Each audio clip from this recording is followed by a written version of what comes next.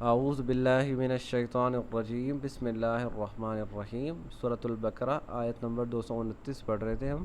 الطلاق مرتان، طلاق صرف دو ہی دفعہ ہے، یعنی دو دفعہ ہی تم طلاق دے سکتے ہو اور رجوع کر سکتے ہو، اس سے بعد تیسری دفعہ دی تو رجوع کا حق ختم ہو جاتا ہے۔ فَإِمْسَاكٌ بِمَعْرُوفٍ أَوْ تَسْرِيحٌ بِإِحْسَان، یا تو پھر دو طلاقیں دینے کے بعد اگر تو تمہاری انبن کوئی جھگڑا ختم ہو جاتا ہے، ہم آہنگی ہو جاتی ہے، تو روک لو انہیں عرف کے مطابق، یعنی رجوع کر لو۔ او تسریح بإحسان، لیکن اگر حالات ناسازگار ہو جاتے ہیں تو انہیں عرف کے مطابق رخصت کر دو۔ اب کیا کرنا ہے؟ ولا یحل لکم، اور نہیں ہے حلال، یحل حلال لکم تمہارے لیے، اور تمہارے لیے یہ جائز نہیں ہے ان کے تاخذو تم اخذ کرو۔ اخذ کا مطلب ہوتا ہے لینا رکھنا،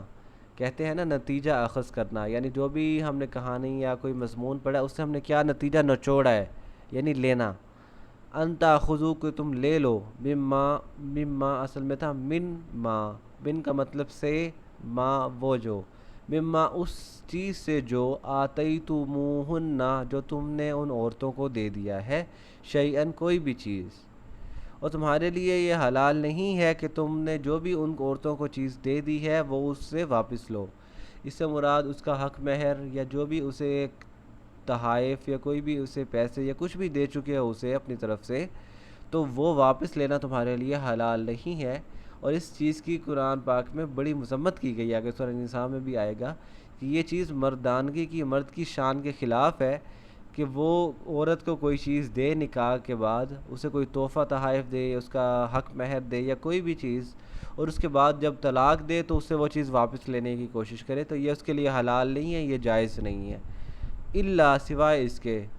ان یخافا کہ اسے ڈر ہو، اللہ یقیم حدود اللہ، اللہ اصل میں تھا ان لا، ان کا مطلب ہوتا ہے کہ، لا کا مطلب نہیں، ان لا کہ نہیں، یقیمہ وہ قائم رکھ سکتا، حدود اللہ اللہ کی حدود، سوائے اس کے جب اسے لگے کہ وہ اللہ کی حدود قائم نہیں رکھ سکتا۔ اس کا کیا مطلب ہے یہ اگلی آیت ملا کے جب پڑھیں گے تو ہم بتائیں گے۔ فَإِنْ خِفْتُمْ پس اگر تمہیں ڈر ہو، اللہ یقیمہ حدود اللہ کہ تم اللہ کی حدود قائم نہیں رکھ سکتے، اگر تمہیں اس چیز کا ڈر ہو، فلا جناح علیہما تو کوئی گناہ نہیں، جناح کا مطلب ہوتا ہے گناہ ہونا، علیہما دونوں کے اوپر کوئی گناہ نہیں ہے، فی ما اس چیز کے بارے میں، افتدت بھی جو وہ فدیہ دے کے چھڑا لے۔ افتدت فدیہ سے نکلا ہے لفظ، فدیہ کا مطلب ہوتا ہے کسی کو کوئی مال یا کوئی چیز دے کے جو حق تھا وہ حق ختم کر لینا۔ اس سے کیا مراد ہے؟ عام طور پہ تو شوہر اپنی بیوی کو طلاق دیتا ہے اور اس کے بعد اسے یہ حق نہیں ہے کہ اپنی بیوی کو جو بھی تحفے تحائف دے چکا ہے وہ واپس لے، یہ اس کے لیے جائز نہیں ہے۔ لیکن کبھی کبھی میاں بیوی کے حالات ایسے ناسازگار ہوتے ہیں کہ بیوی اپنے شوہر سے تنگ آ جاتی ہے، یعنی وہ اپنے حقوق دینے کی کوشش کر رہا ہوتا ہے شوہر، لیکن بیوی کو وہ حقوق نہیں چاہیے ہوتے، یا کوئی بھی حالات ہو جس میں بیوی مجبور ہو کہ وہ طلاق لینی ہے، یعنی یہاں پہ بات آ گئی ہے بیوی کے حق میں کہ بیوی طلاق لینا چاہتی ہے، اور اسے یہ ڈر ہے کہ اگر شوہر سے ڈر ہے کہ اگر یہ شوہر جو ہے یہ اللہ کی حدود قائم نہیں رکھ رہا، اسے یہ ڈر ہو کہ اگر میرا اس سے نکاح جاری رہے گا تو یہ اللہ کی حدود قائم نہیں رکھ سکے گا، جو بھی مسائل ہوں، مسئلے مسائل اس سے ریلیٹڈ، تو پھر یہ ہے کہ وہ اپنا حق مہر جو اس نے رکھا ہوتا ہے وہ واپس دے کے، یا حق مہر معاف کر کے، یا کوئی بھی پیسہ یا مال دے کے اپنا اسے طلاق لے سکتی ہے۔ اب یہ فیصلہ یا تو وہ میاں بیوی آپس میں جو بھی طے کر لیں کہ بھی میں اتنے پیسے دوں گی تمہیں اور تم اس کے بعد مجھے طلاق دے دینا، یا اگر کوئی نہیں بنتی بات تو یہ فیصلہ عدالت میں جائے گا، عدالت دیکھے گی کہ واقعی کوئی اللہ کی حدود کی خلاف ورزی ہو رہی ہے کہ نہیں ہو رہی، اس کے بعد پھر وہ بیوی کو حق دے گی کہ بھی اتنے پیسے، جو بھی مطلب پیسے یا جو بھی ان کا آپس میں معاملہ طے ہوا ہوگا، اس معاملے کے تحت وہ شوہر کو مجبور کرے گی کہ یہ پیسے لو اور اسے طلاق دو۔ لیکن بیوی کے ہاتھ میں طلاق دینے کا اختیار صرف لینے کا اختیار صرف ایک ہی صورت میں ہے کہ جب انہیں ڈر ہو کہ اللہ کی حدود قائم نہیں رکھ سکتے، یعنی ہر چھوٹے سے چھوٹے معاملات میں بیوی کو یہ اختیار نہیں ہے کہ وہ لڑ جھگڑ کے طلاق لینے کے لیے عدالت میں فیصلہ دائر کر دے یا شوہر سے زبردستی طلاق لینے کی کوشش کرے، یہ جائز نہیں ہے، کیونکہ اگر اس طرح ہوتا عورت کو طلاق کا حق دے دیا جاتا تو ہر چھوٹے سے چھوٹے مسائل، لڑائی جھگڑوں میں یہ بات طلاق تک جا پہنچتی، جو اور خاندانی نظام تباہ و برباد ہو کے رہ جاتا۔